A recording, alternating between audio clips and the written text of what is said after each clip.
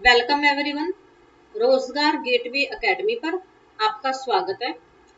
हमारे सीटेट के कोर्स में आज सीडीपी का next topic social context of learning अधिगम का सामाजिक संदर्भ है। आज की इस वीडियो से आपके एग्जाम के 2 या 3 मार्क्स पक्के हो जाएंगे। शुरू करते हैं हम अपना टॉपिक। अधिगम का सामाजिक संदर्भ क्या है? अधिगम लर्निंग कभी भी एक अलग थलग या शून्य में होने वाली प्रक्रिया नहीं है। यह हमेशा एक सामाजिक और सांस्कृतिक संदर्भ में घटित होती है कि अधिगम जो है ना समाज में संस्कृति में रह करके होता है। आप अगर लोगों से बिल्कुल अलग रहोगे तो आपको कभी भी अधिगम प्राप्त नहीं होगा। एनसीएफ 2005 इस बात पर विशेष बल देता है कि बच्चे के स्कूल के ज्ञान को उसके बाहर के जीवन और समाज से जोड़ा जाना चाहिए, कि हमें बच्चों को ऐसी शिक्षा देनी चाहिए जो उनके जीवन के अनुभव से जुड़ी हुई हो, उनके समाज से जुड़ी हुई हो। नेक्स्ट है अधिगम के सामाजिक संदर्भ के प्रमुख कारक है। सबसे पहले है परिवार यानी कि फैमिली। यह सामाजिकरण की प्राथमिक एजेंसी है क्योंकि बच्चा अपने परिवार में पैदा होता है और वहीं से ही वो सबसे पहले सीखना शुरू करता है और सबसे पहला गुरु बच्चे का उसकी माता होती है। बच्चे की भाषा, मूल्य और बुनियादी आदतें यहीं से आकार लेती हैं।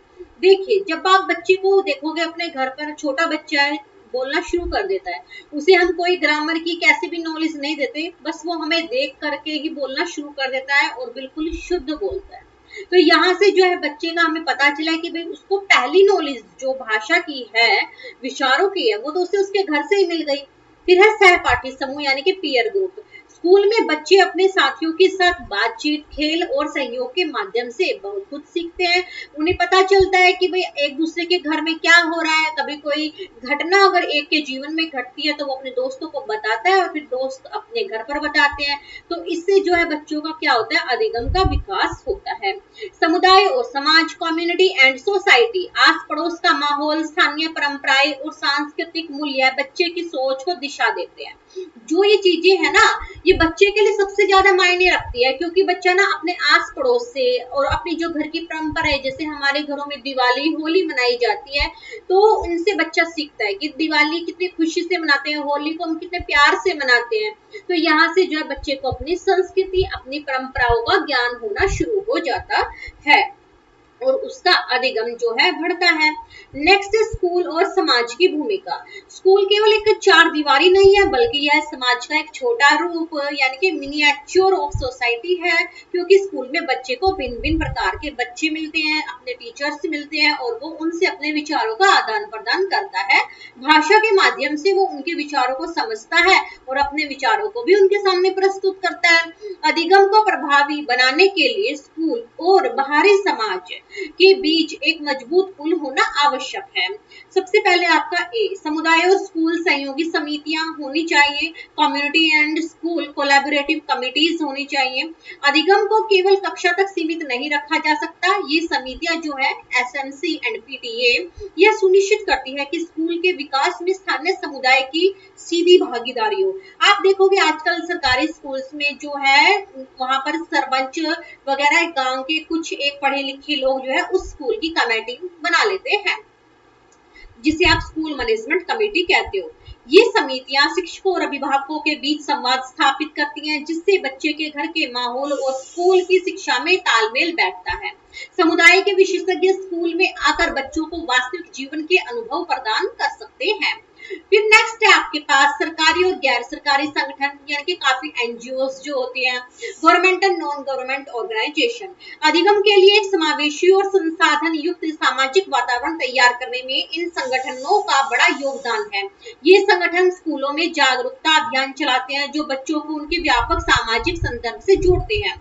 वंचित वर्गों के बच्चों को मुख्य धारा की शिक्षा से जोड़ने और उन्हें सीखने के समान अवसर यानी कि इक्विटी प्रदान करने में भी इनकी नीतियां मदद करती हैं।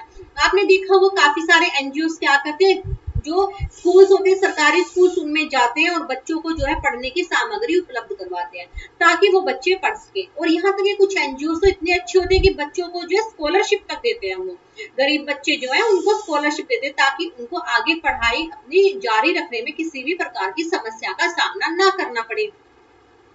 आगे आपके पास थर्ड, सामाजिक संदर्भ में शिक्षक की भूमिका। सांस्कृतिक रूप से उत्तरदायी शिक्षण, कल्चरली रिस्पॉन्सिव टीचिंग। शिक्षक को कक्षा में आने वाले हर बच्चे की सांस्कृतिक पृष्ठभूमि का सम्मान करना चाहिए। वास्तविक जीवन के उदाहरण पढ़ाते समय ऐसे उदाहरणों का उपयोग करना चाहिए जो बच्चों के स्थानीय परिवेश से जुड़े हो।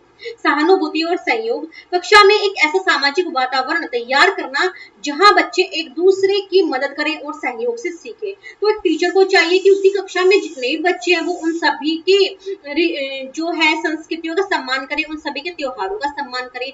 बच्चों को हर टॉपिक ऐसे पढ़ाए कि जिससे उन्हें ऐसा महसूस हो कि तो उनके जीवन से ही जुड़ा हुआ है। और यहाँ तक कि कक्षा में उसे एक सामाजिक वातावरण बना करके रहना चाहिए जहां पर सबको समान अवसर प्रदान किए जाए, किसी के साथ भी किसी भी प्रकार का भेदभाव ना किया जाए, सब मिलजुल कर रहे, एक दूसरे की मदद करें। तो इससे क्या होगा, बच्चों के अंदर एक दूसरे को सपोर्ट करने की और कोलैबोरेट करने की भावना विकसित होगी। फिर नेक्स्ट है आपके पास बिल्कुल लास्ट हमारा पॉइंट जो है क्विक रिवीजन, वो देखते हैं। संदर्भित अधिगम यानी कि कॉन्टेक्सचुअलाइज्ड लर्निंग।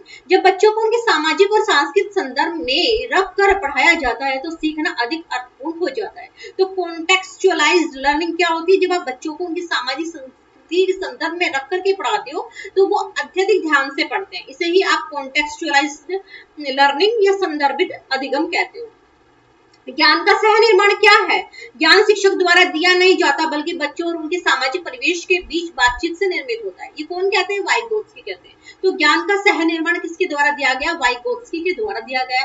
वाइगोत्स्की ने कहा कि भाई ज्ञान जो है शिक्षक नहीं देता बच्चों को, बच्चे तो अपने सामाजिक परिवेश से बातचीत करके सीख ही लेते हैं। फिर शिक्षण सामग्री टीएलएम हमेशा बच्चों के स्थानीय संदर्भ यानी कि लोकल कॉन्टेक्स्ट के अनुकूल ही होनी चाहिए कि भाई बच्चे जो है ना उसे यूज कर सके। जैसे फर्स्ट क्लास का बच्चा उसके अकॉर्डिंग उसके टीएलएम होनी चाहिए, 10th क्लास का बच्चा, 12th क्लास का बच्चा, तो वो उनकी अकॉर्डिंग जो है टीएलएम होने चाहिए। और इतने यानी कि अच्छे टीएलएम होने चाहिए कि उन बच्चे जो है ना उनको आसानी से अगर अपने घर पर भी चाहे तो ले सके, खरीद सके, यानी कि ज्यादा एक्सपेंसिव ना हो। बच्चों को ध्यान में रख करके ही जो है हमें उनकी टीचिंग लर्निंग मटेरियल उपलब्ध करवाने चाहिए। तो यहाँ पर जो है आपका आज का जो टॉपिक है वो बिल्कुल पूरी तरीके से कंप्लीट हो गया है और इस वीडियो से आपके एग्जाम के 2 या 3 नंबर डेफिनेटली आपके बन गए हैं। कोई भी क्वेश्चन आपका छूटेगा नहीं। रोजगार गेटवे एकेडमी पर आपका सिलेबस करवाया जा रहा है सीटेट का, सीडीपी का। तो ये हो जाएगा जब सीडीपी का कुछ ही दिनों में, लास्ट स्टेज पर हम चल रहे हैं। सोशल कॉन्टेक्स्ट ऑफ लर्निंग हमारा हो चुका है।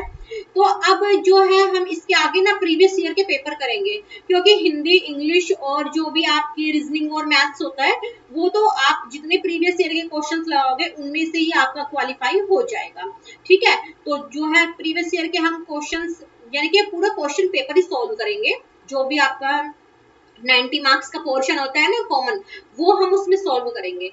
तो 90 मार्क्स के डेली आपके पेपर मिलेंगे आपको। और जो है जब तक आपके एग्जाम नहीं होंगे प्रीवियस ईयर के आपको पेपर करवाए जाएंगे पूरे, और आपका एग्जाम जरूर क्वालिफाई होगा। Thank you.